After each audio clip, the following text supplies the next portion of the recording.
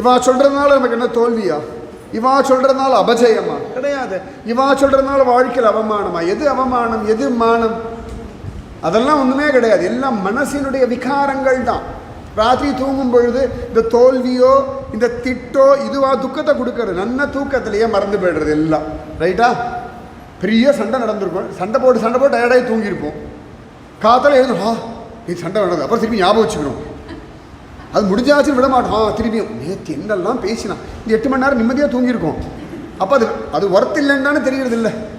அது ஒர்த் இருந்தால் தூங்கவே விடப்படாது. இல்லை என்ன வேணால் சொல்லுங்கள், நல்லா சண்டை போட்டு நிச்சயமாக 2 மணி நேரமாக தூங்கியிருப்பேன். தூங்காமல் இருந்தேன்னு யாராவது சொன்னால் பொய். கேரண்டியாக ஒரு தூக்கம் தூங்கியிருப்போம்.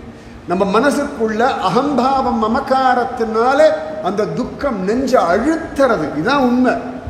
இந்த அகம்பாவம் தற்பெருமையை தூக்கி போட்டு சரி அதையோ சொல்லிட்டு போகிறா அப்படின்னு போயிட்டோம்னா நானே தான்